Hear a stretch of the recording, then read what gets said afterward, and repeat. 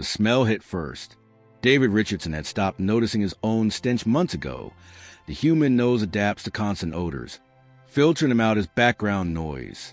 But when the American Liberation Forces arrived at Changi prison camp, David could see the reaction on their faces.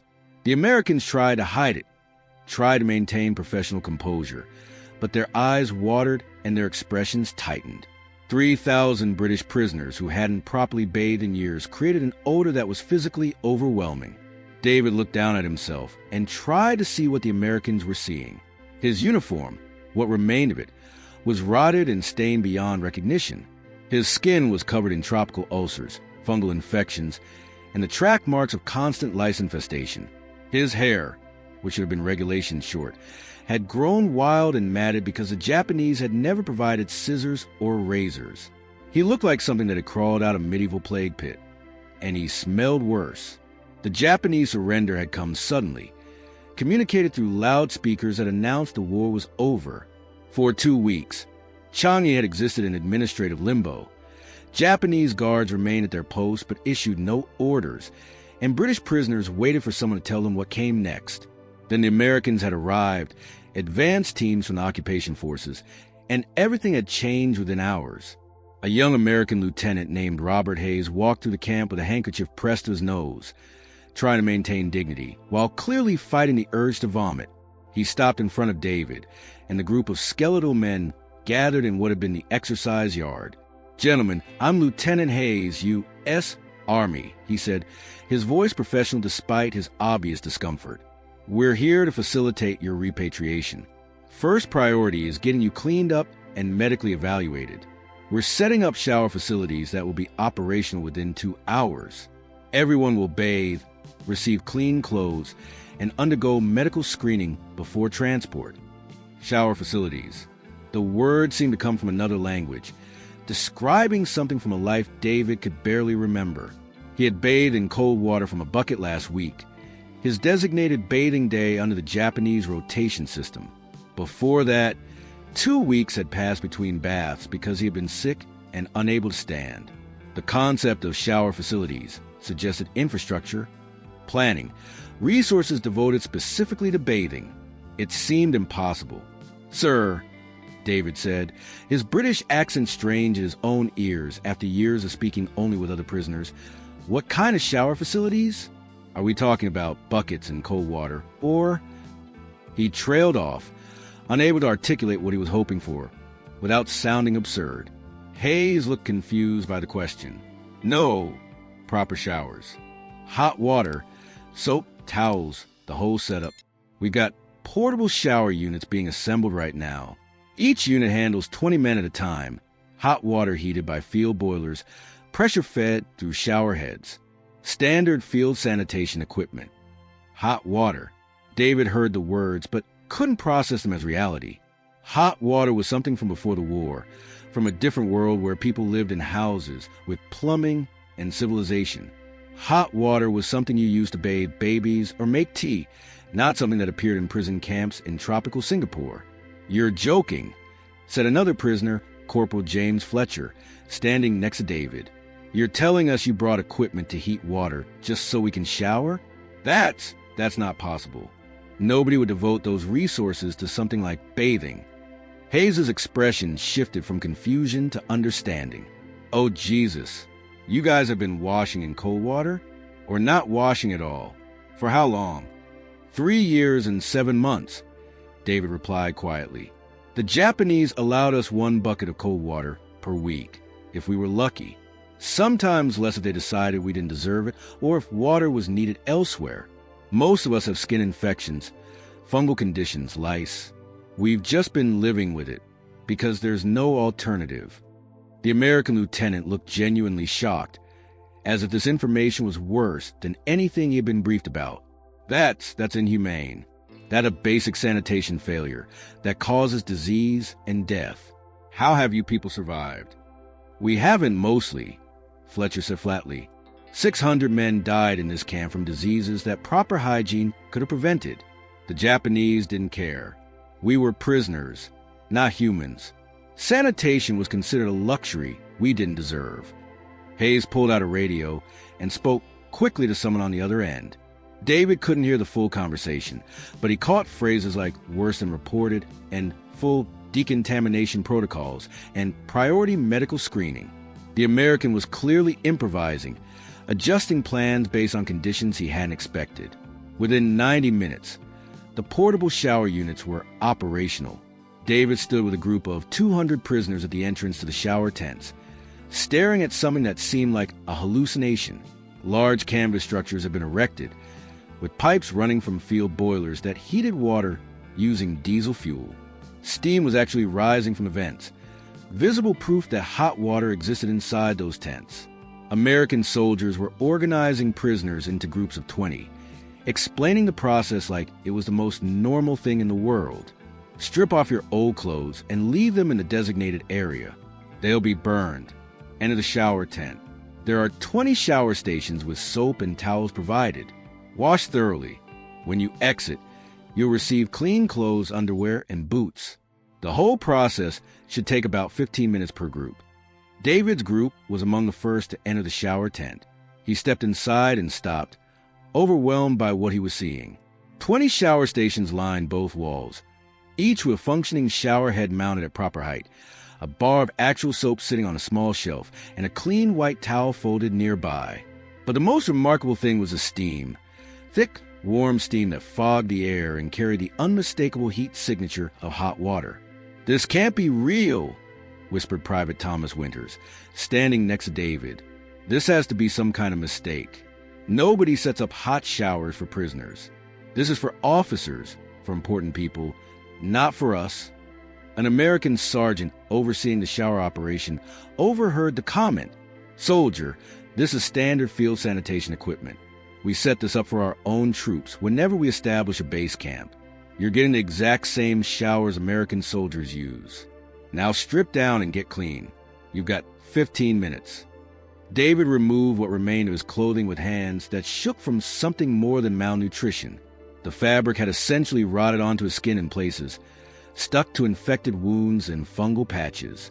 He pulled away carefully, wincing at the pain, leaving behind a pile of rags that had once been a British Army uniform. He approached the shower station and reached for the valve. The metal was warm to the touch. Heat conducted from the water flowing through the pipes. He turned the valve slowly, half expecting nothing to happen or for cold water to emerge despite the steam. Instead, hot water poured from the shower head in a steady stream, so hot that he had to adjust the temperature slightly to avoid burning himself. For a moment, David just stood there, letting hot water cascade over his head and body, unable to move or think or do anything except feel. The heat penetrated muscle and bone, loosening tension he hadn't realized he was carrying. The pressure of the water actually felt like pressure, not the weak trickle from a bucket. This was real bathing, the kind he remembered from before the war, from a world where people took such things for granted. Around him, other prisoners were having similar reactions. Some were crying openly, tears mixing with shower water.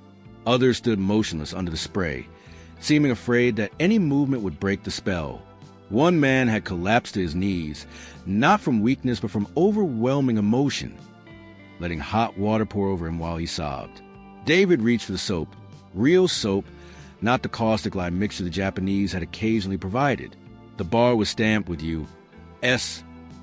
Army markings and smelled of simple, clean chemicals designed to actually remove dirt and kill bacteria. He worked up a lather and began washing 3 years and 7 months of accumulated filth from his skin. The water at his feet turned brown, then gray, then slowly clearer as layers of grime washed away. He scrubbed at the fungal infections on his skin, watching dead skin and infection debris swirl down the drain. He washed his hair 3 times, feeling lice and their eggs rinse away. He cleaned wounds that had been festering for months, the hot water and soap providing the first real sanitation they had received. "I'd forgotten what being clean felt like," said Corporal Fletcher, washing at the adjacent station. "I mean really clean, not just marginally less dirty. I'd forgotten that skin is supposed to be a specific color, not whatever color dirt and disease turn it. I'd forgotten that hair is supposed to feel like hair instead of matted rope." The 15-minute limit was enforced gently but firmly by the American sergeant. I know you could stay in there all day, and I wish I could let you, but we've got 3,000 men who need a shower, and we need to process everyone before dark. Finish up, dry off, and get your clean clothes. You can shower again tomorrow. This is daily from now on until you're transported out. Daily showers. The concept was so foreign that David couldn't immediately accept it as real. In the British Army before capture, soldiers had bathed perhaps once a week under field conditions, maybe twice a week if water was plentiful. Daily showers suggested a level of resource allocation that seemed wasteful, almost decadent. But the Americans appeared to consider it standard operating procedure, as routine as meals or roll call. David dried himself with a provided towel, clean, white, soft cotton that felt like luxury against skin that had only known rough rag for years. He examined his body in a way he hadn't done in years, seeing what cleaning had revealed. He was skeletal, ribs and hip bones protruding sharply. The skin infections and tropical ulcers were more extensive than he had realized. But he was clean, genuinely clean, for the first time since 1942. The clean clothes waiting at the shower exit were American military surplus. Simple fatigues and olive drab, underwear, socks, and boots. They didn't fit perfectly, but they fit well enough, and more importantly, they were clean and whole. David dressed slowly, savoring the feeling of fabric that wasn't rotted or infested or stuck to infected wounds. "Look at us," Winter said, dressed in his new American fatigues. "We look almost human again. Not healthy.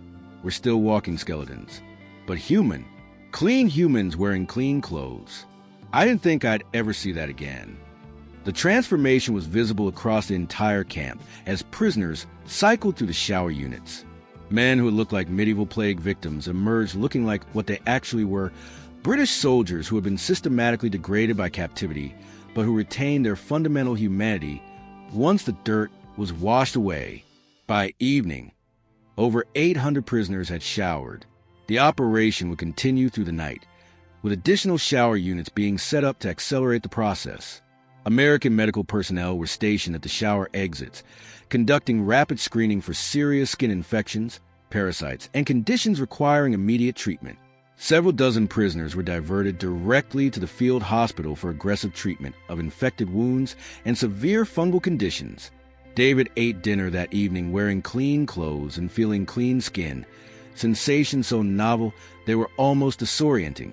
The Americans had set up field kitchens serving hot meals, another luxury that seemed impossible after years of rice and minimal vegetables. But his mind kept returning to the showers, to hot water and soap, and the simple dignity of being allowed to be clean. Lieutenant Hayes found David after dinner, checking on the prisoner's response to the sanitation facilities. "Private Richardson, right? I wanted to apologize for my reaction earlier. The briefings didn't adequately prepare us for conditions you've been living in. We should have brought more shower units, more medical supplies, more of everything." David shook his head. "Sir, you brought hot showers to a prison camp. You heated water specifically so prisoners could bathe in comfort rather than just basic sanitation. That's not something we expected or believed possible. The Japanese made us believe that basic human dignity was a privilege we didn't deserve. You're showing us it's actually a right that should never have been taken away." Hayes looked uncomfortable with the gratitude. "Private, hot showers aren't a luxury. They're basic field sanitation designed to prevent disease and maintain troop health. The fact that you find them remarkable says terrible things about how you were treated. This is just normal." The second day brought new revelations about American logistical capabilities. David woke in a proper tent with a cot and blanket. Modest accommodations by civilian standards, but extraordinary compared to the wooden platforms he had slept on for years. He was informed that morning showers were available before breakfast, a routine that seemed almost absurdly civilized. This time, entering the shower tent felt different. The overwhelming emotion of the first shower had been replaced by something quieter, but perhaps more profound. The realization that this wasn't a one-time event, but an actual change in how he would live. The Americans genuinely intended to provide daily hot showers as standard procedure, not as special treatment or temporary luxury. Corporal Fletcher was already in the shower tent when David arrived. standing under the hot spray with an expression contentment that looked strange on a face that had known only hardship for years. "Second shower in 24 hours, Fletcher said, his voice carrying wonder. "I keep thinking someone's going to tell us we've used up our allocation, that we have to go back to cold buckets. But the Americans just keep heating water, like it costs nothing." An American private named Danny Martinez was monitoring the shower operation, ensuring everything functioned properly and that prisoners didn't exceed their time limits. He overheard Fletcher's comment and responded with genuine confusion. "Why would we limit hot water? The boilers run on diesel fuel. We got tons of it. Heating water is trivial. The only limit is processing time. We need to get everyone through efficiently. But the water itself? That's not a constraint." The comment revealed a fundamental difference in thinking. British military logistics operated on scarcity. Resources were limited and had to be carefully rationed. American logistics appeared to operate on abundance. Resources were plentiful enough that the constraint was distribution efficiency rather than supply quantity. It was a mindset shift that the British prisoners struggled to internalize. After showering and breakfast, David and several other prisoners were taken to the American medical facility for follow-up treatment of skin conditions.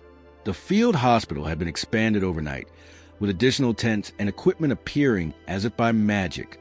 A dermatologist, an actual specialist in skin diseases, examined David's fungal infections and tropical ulcers with professional thoroughness. "These infections should have been treated months ago," Dr. Helen Park said, her Korean-American features showing controlled anger at the medical neglect. "Left untreated like this, you're lucky you didn't develop sepsis. We're going to start you on a course of antifungal medications, both topical and oral. You'll also receive daily wound cleaning and fresh bandages until these ulcers heal. And you need to keep showering daily.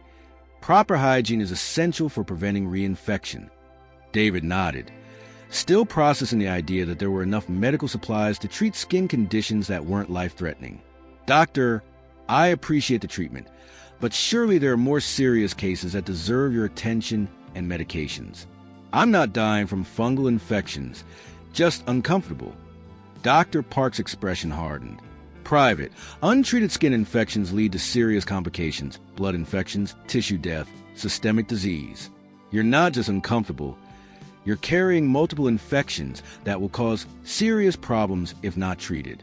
And we have plenty of antifungal medications. The U.S. pharmaceutical industry produces these drugs in massive quantities. Treating your infections doesn't take medicine away from anyone else." The same conversation was happening throughout the medical facility as British prisoners struggled to accept that treatment for non-life-threatening conditions was actually available and encouraged rather than being considered wasteful. Years of triage mentality. Save those who could be saved quickly, let the others manage, had conditioned them to view comprehensive medical care as an impossible luxury. By the third day, the shower routine had become normalized enough that prisoners could observe details they had missed during the overwhelming first experience. David noticed that the Americans had set up multiple shower tents to handle different groups simultaneously. They had installed wooden duckboards to keep feet off wet ground. They had positioned the boilers to maximize efficiency while minimizing noise. Every aspect had been engineered for optimal function. Private Winters, who had been an engineering student before the war, was fascinated by the technical aspects. "Look at how they've designed the water heating system," he told David, pointing to the boilers set up visible behind the shower tents. "They're using heat exchangers to maximize fuel efficiency. The exhaust from the boiler preheats incoming water before it reaches the main heating element. It's brilliant engineering applied to something as mundane as camp showers." That afternoon, Lieutenant Hayes gave a presentation to senior British officers about the logistics behind the liberation effort. He used the shower facilities as a case study in American supply chain management. "We knew we'd be liberating prisoners who had been without proper sanitation for years," Hayes explained, displaying logistics charts. "So we included portable shower units in the invasion planning from the beginning. Each unit is designed to be transported in pieces, assembled rapidly, and operated with minimal manning. We can provide hot showers for 10,000 men per day using equipment that fits in 6 trucks." Major Jeffrey Hammond, the senior British officer in the camp, listened with an expression mixing admiration and something like envy. "Lieutenant, the logistics you're describing represent a completely different philosophy of warfare than we British practice. We focus on lean operations with minimal supply chains. You Americans bring everything, including luxuries like hot showers. How do you manage the supply burden?" Hayes looked genuinely puzzled by the question. "Sir, hot showers aren't luxuries. They're disease prevention. Proper hygiene reduces medical casualties significantly. It's more efficient to bring shower equipment and soap than to treat the diseases that develop without them. The supply burden is negligible compared to the operational benefits." By the end of the first week, the psychological impact of daily hot showers had become as significant as the physical benefits. David noticed changes in how prisoners carried themselves, how they interacted, even how they thought about their own worth. Men who had been degraded to the point of considering themselves barely human were rediscovering dignity through the simple act of being consistently clean. The shower tents had become social spaces where prisoners talked freely, sharing experiences from captivity and hopes for the future. The communal bathing experience created a sense of equality and mutual restoration. Corporal Fletcher observed this phenomenon with the analytical mind of someone who had been a sociology student before the war. "The showers are doing more than cleaning our bodies," Fletcher told David one morning while they waited in line. "They're rehabilitating our sense of self. For years, the Japanese forced us to live like animals, filthy, diseased, degraded. Every day we were dirty reinforced the message that we weren't worth basic human treatment. Now, every day we're clean sends the opposite message. We're worth hot water, soap, clean towels, fresh clothes. That psychological impact is profound."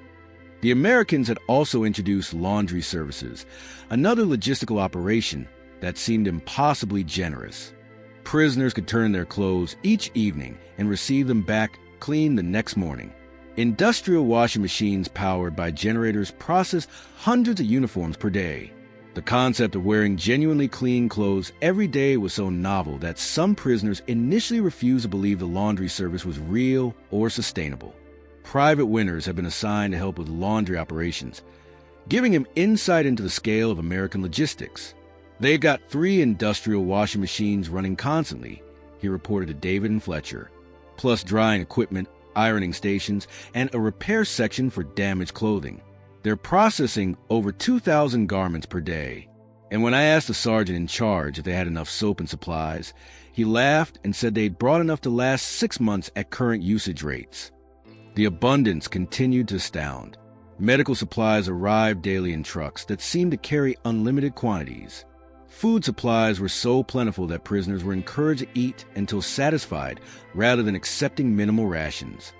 The portable showers ran 12 hours a day, without any sign of resource constraint. Every aspect of the American operation suggested a society with industrial capacity beyond anything the British prisoners had imagined. On the 10th day, a British medical officer named Captain Edward Morrison arrived from Singapore to coordinate repatriation efforts. He toured the American facilities with growing amazement, taking notes on everything from shower operations to medical procedures to food service logistics. That evening, he sat with Major Hammond and several other British officers to debrief. "The Americans are operating at a level of logistical sophistication we don't possess," Morrison said bluntly. "Take the showers. We British consider field hygiene important, but we never devote this level of engineering and resources to bathing facilities. We distribute soap and tell the men to wash in whatever water was available. The Americans build infrastructure specifically for optimal hygiene because they've calculated that it's operationally efficient. That's a fundamentally different approach to military logistics." Hammond nodded slowly. "I've been thinking about that difference. British military doctrine emphasizes improvisation and making do with limited resources. We pride ourselves on muddling through, on achieving objectives despite supply constraints. American doctrine appears to emphasize overwhelming resource application. They don't just solve problems, they oversaw them to ensure success. Both approaches work, but the American method certainly looks more comfortable from the receiving end." David was present for this conversation, having been asked to provide a prisoner's perspective on the American operations. "Sir, If I may offer an observation, the comfort isn't the important part. What matters is what the abundance communicates. The Japanese kept us dirty and diseased as a form of control, to break our spirits and reinforce that we were worthless. The Americans provide hot showers and clean clothes because they've decided we're worth the resources. That message is as important as the physical benefits. Morrison considered this carefully. You're suggesting that logistics is psychological warfare as much as material support. Yes, sir. The Japanese try to destroy us through deprivation. The Americans are rebuilding us through abundance. Both sides are using resources, or the lack of them, as weapons. The Americans just happen to have more resources to deploy. As the repatriation date approached, the American forces organized a final briefing for the British prisoners about what to expect during transport and upon arrival home. Lieutenant Hayes led the presentation, covering everything from shipboard facilities to medical care during the journey, to processing procedures in Britain. I want to be clear about one thing, Hayes said, his tone serious. The treatment you've received here isn't special or exceptional. It's standard U.S. military field operations. When you get home, don't let anyone tell you that Americans treated you better than you deserved or that we went above and beyond what was required. This is just how we operate. Hot showers, good medical care, adequate food. These are baseline standards, not luxuries. You deserved this treatment 3 years ago when you were first captured. You deserved it every day of your imprisonment. You deserve it now. Don't let anyone diminish that. The message resonated deeply with prisoners who had internalized years of messages about being unworthy of basic human dignity. Hayes was explicitly giving them permission to expect proper treatment, to demand it even, rather than accepting degradation as their natural state. On the final day before transport, David took his last shower in the American facilities. The hot water felt exactly as it had the first time, almost miraculous, impossibly generous, a tangible expression of restored humanity. But now he understood that this wasn't miracle or generosity. This was simply what proper treatment looked like, what he should have been receiving all along, what every human being deserved regardless of circumstance. He dressed in the clean British uniform that had been issued for repatriation. Proper kit with all appropriate insignia and equipment. The uniform fit properly, the fabric was intact, and most importantly, it was clean. He looked in a mirror for the first time in years and saw something that actually resembled a soldier rather than a walking corpse. The transport ships departed Singapore carrying 3,000 British prisoners who had been systematically degraded by captivity and systematically restored by American logistics. During the voyage home, the ships maintained daily shower schedules, proper medical care, and adequate food. The American Navy operated under the same abundant philosophy as the Army. Resources existed to be used for proper care, not rationed to minimum survival levels. David stood at the rail as Singapore disappeared behind them, thinking about everything that had happened since liberation.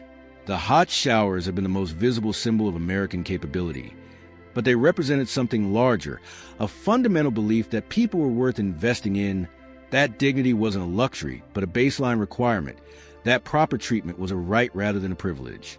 "We're going to have trouble when we get home," Corporal Fletcher said, joining David at the rail. "How do we explain to people who weren't there what American abundance looks like? How do we describe hot showers as a transformative experience without sounding ridiculous? Most people back home take hot baths for granted. They won't understand why we're making such a fuss about portable shower units." David considered this carefully. We tell them the truth. We tell them that we forgot we were human beings worthy of basic dignity. And the Americans reminded us. We tell them that logistics isn't just about moving supplies.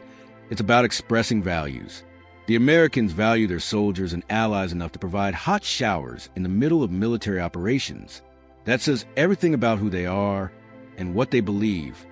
The ships arrived in Britain 6 weeks later, carrying prisoners who looked dramatically healthier than they had at liberation.